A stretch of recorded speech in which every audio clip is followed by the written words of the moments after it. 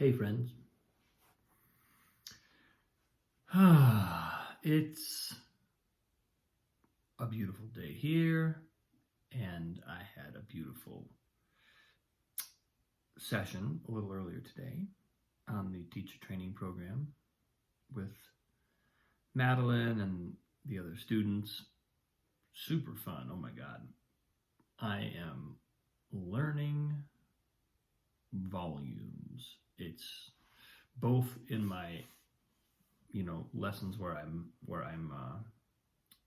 the student kind of taking the lesson, and also in the sessions when I'm teaching. It's like what really showed up today, and this is something that, funny enough, I had been practicing before the session, and I wasn't practicing the piece that we were working on. I was practicing something that I've been working on my own, and it was like I had this moment. A certain section of it's the Chopin Étude number 4. A certain section of it was really coming technically into focus. I was starting to be able to really feel secure with a certain passage that I had always kind of thought, wow, that looks so hard, And it's amazing, this approach that I've been learning and experimenting with. It's like everything ultimately gets easy.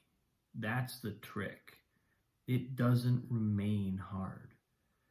And if it's hard, then there's work left to be done. That's the kind of lesson that I'm extracting from it. There's got to be, if it's hard, there's either tension or there's some inefficient mechanical thing happening that's making it that's creating an obstacle where there doesn't need to be one. Doesn't mean that there's not incredible focus and incredible precision required, but that's different than something being hard. It's not hard to play something incredibly quickly with focus and precision if you have the mechanics to do so. If there's it's kind of like saying, it's not hard for a Ferrari to go fast. It's built to do that. It's everything about it is designed to go fast. So but you got to build a Ferrari to get a Ferrari. You got to build a Ferrari. So but I had this moment at the end of this practice session where something all of a sudden felt easy, and it was like this energy just started blasting through. It was like all of a sudden there was a force coming through me that was just really powerful, and it kind of like I just sat there for a moment afterwards, kind of vibrating with it. After I finished it was the ending flourish of the piece, and it really kind of signaled to me, oh, this is what I'm here to express. That's what that literally flashed through my mind. This is what I'm here to express. Like that, I'm now allowing what's in me to come. It's either what's in me to come through, or what I am most interested in resonating with, I'm allowing it into me. So in other words, just the energy of this beautiful music and the power of it and the force of it. It's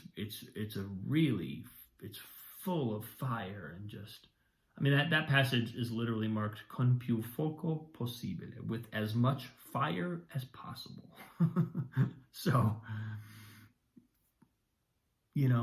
but and I had this conversation with Madeline several weeks ago when I was talking about she was pointing me in the direction of connecting with the emotion of the piece, which started with connecting with my body, my heart, and my guts, and letting myself connect with that energy before playing and as I was playing, and thereby connecting with the energy that's in the music. That energy is in the music, and we were kind of discussing that, and I was feeling it. I was leaning into it, and I recognized something out of that conversation, which is when another way that a piece can feel hard is if we are somehow in resistance to the emotional content of the piece. If there's some part of us that, for example, has trouble embracing the fire element, that passionate, fiery, powerful kind of force of nature energy.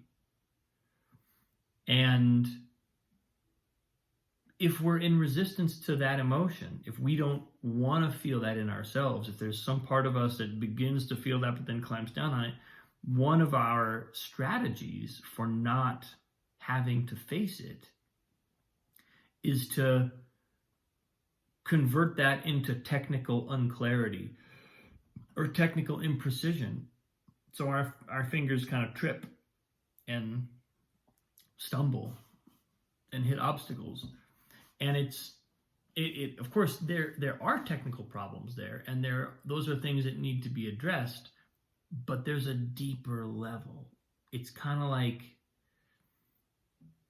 it's kind of like in life. If we keep doing something that we know on a deep level, we know it's not right for us, but we keep doing it because we're kind of addicted to the either the payoff of it, or we're codependent on someone else, and we have this kind of interlaced compulsions that we're afraid to let go of, or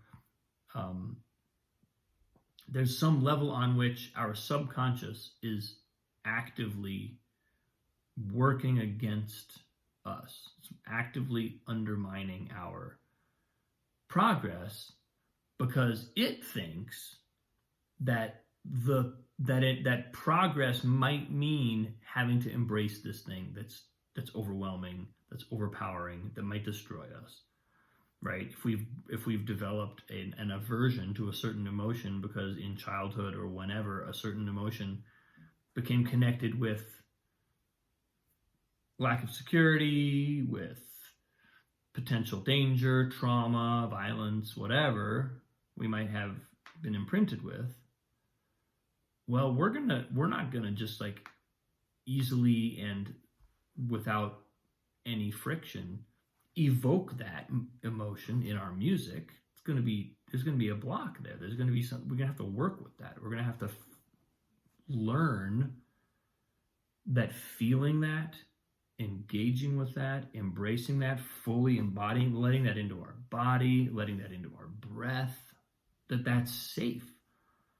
Otherwise, we just won't do it. There will be a part of us that's freezing it out, cordoning us off, and then that will manifest in our playing. That will manifest as a lack of connection to. That's something that can happen even if the technique gets really good. You can still hear, all the right notes are there, but it's not connected to the thing that the music is trying to say. So that was a big one today, and so that was in my practice session, and then going into the lessons, into my teaching experience, I was a little more able to trust, and there was a part of me that was really almost excited to do this again and to be to just lean in and really trust what I was seeing. Really, some feedback I had gotten from Madeline in our previous session was that I can lead from the heart more in my teaching. And I think it was great feedback, and it was it was top of mind today, and it allowed me to hear a really excellent pianist play music really quite well, even though she hadn't really practiced it that much. It was an excellent rendition of the music, but I trusted that things I was hearing were significant, and I trusted myself to try to address something before I knew exactly how to fix it, or before I even necessarily knew what the problem was. I was just like hearing something or feeling something and letting myself lean into some sort of like, okay, well, let's look over here and see what we can do. And I had a couple of really amazing experiences where I think I learned at least as much as the person I was teaching, because I kind of discovered by teaching it what it was I hadn't been hearing, and what it was that really made the passage sing, or whatever it was we happened to be working on. But that happened at least once, if not 2 or 3 times in my lesson today. And it was really fun. It was really exciting to experience that. So yeah, it all puts me in a place of real gratitude and real excitement. I just can't wait to do more. I wish we could do this every day. So, but we're going to get plenty of it. So anyway, that's what I got today, folks. Thanks for listening. Thanks for watching. Appreciate you. Have a wonderful day. I will see you